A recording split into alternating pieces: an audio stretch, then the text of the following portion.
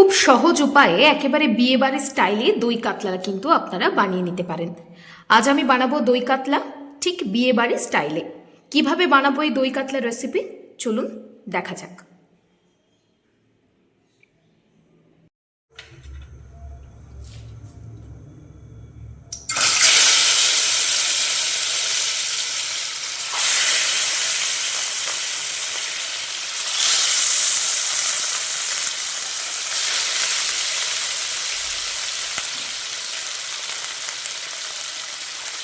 নুন, হলুদ এবং তেল দিয়ে আমি হালকা করে কাতলা মাছটা ম্যারিনেট করে রেখেছিলাম। সেই মাছগুলোকে এবার আমি এপাশ ওপাশ করে ভালোভাবে ভেজে নেব।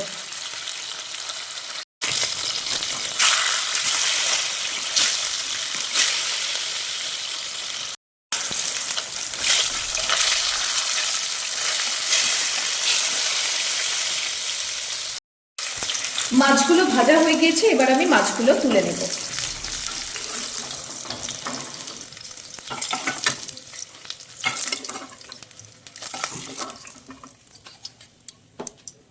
ভাজার যে তেলটা রয়েছে সেই তেলেই আমি একটু বেরেস্তা করে নেব। তার জন্য পেঁয়াজগুলোকে তেলের মধ্যে দিয়ে দিচ্ছি।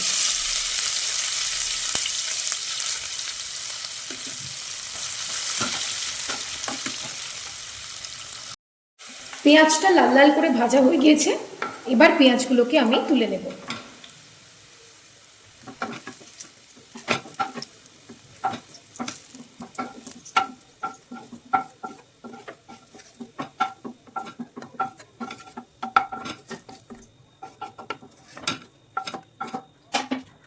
পেঁয়াজ ভাজার যে অবশিষ্ট তেলটা রয়েছে সেই তেলেই আমি মাছটা রান্না করব।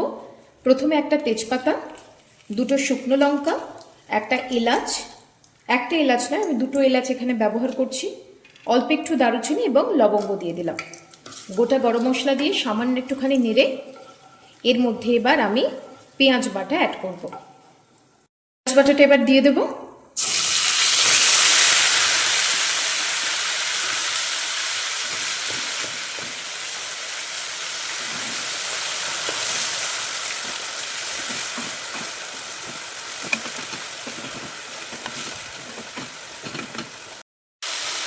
পেঁয়াজটা ভালোভাবে ভাজা হয়ে গিয়েছে, এর মধ্যে এবার আমি 1 চামচ আদা রসুনের পেস্ট দিয়ে দেবো। তারপর আদা রসুনের কাঁচা গন্ধটা না যাওয়া পর্যন্ত খুব ভালোভাবে এটাকে আমি নাড়তে থাকবো।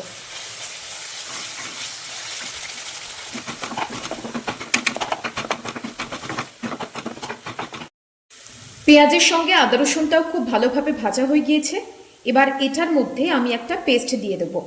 কাজু, পোস্ত এবং মৌরি দিয়ে আমি একটা পেস্ট তৈরি করে রেখেছিলাম।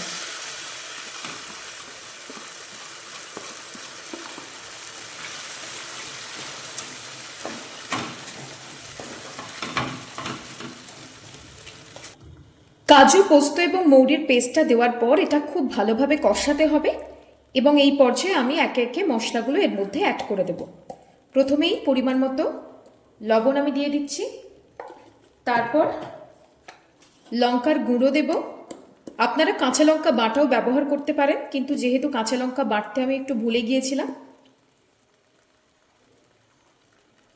তাই এখানে গুঁড়ো লঙ্কা অ্যাড করছি। এবার ধনে গুঁড়ো দিয়ে দেব,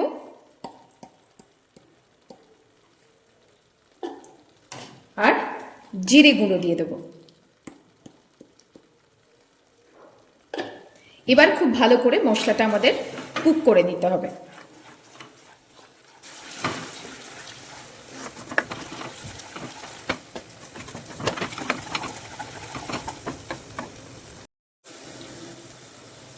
মশলাটা খুব ভালো করে কষানো হয়ে গিয়েছে, এবার এর মধ্যে আসল জিনিস অর্থাৎ ফ্যাটানো টক দই আমি দিয়ে দেব।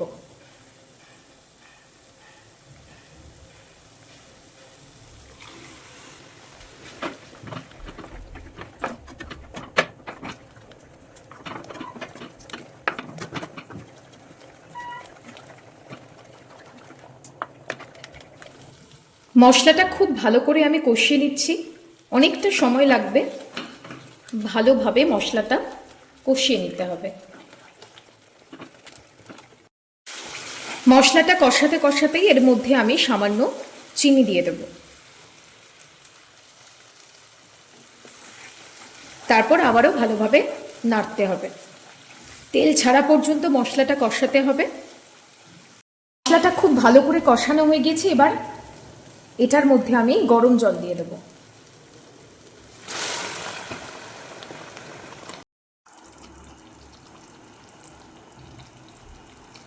জলটা দেওয়ার পর জলটা ফুটে গিয়েছে।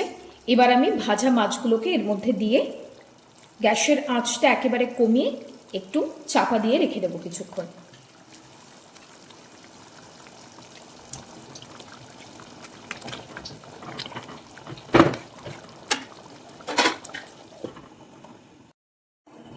এবার আমি ঢাকনাটা তুলব। ঢাকনাটা তোলার পর দেখুন কত সুন্দর তেল ছাড়তে শুরু করে দিয়েছে। ওপর থেকে ওই যে বেরেস্তা আমি করে রেখেছিলাম সেটা আমি ছড়িয়ে দিলাম। অল্প একটু ধনেপাতা এবং কয়েকটা চেরা কাঁচা লঙ্কা আমি দিয়ে দেব।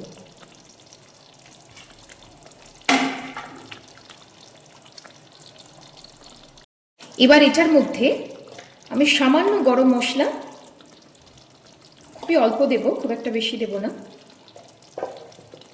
এবং সামান্য ঘি অ্যাড করব।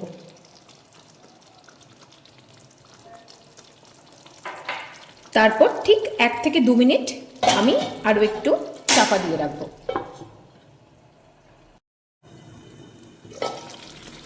দুর্দান্ত স্বাদের দই কাতলা আমাদের রেডি। দেখুন কতটা সুন্দর হয়েছে। অবশ্যই বাড়িতে কিন্তু আপনারা ট্রাই করে দেখবেন।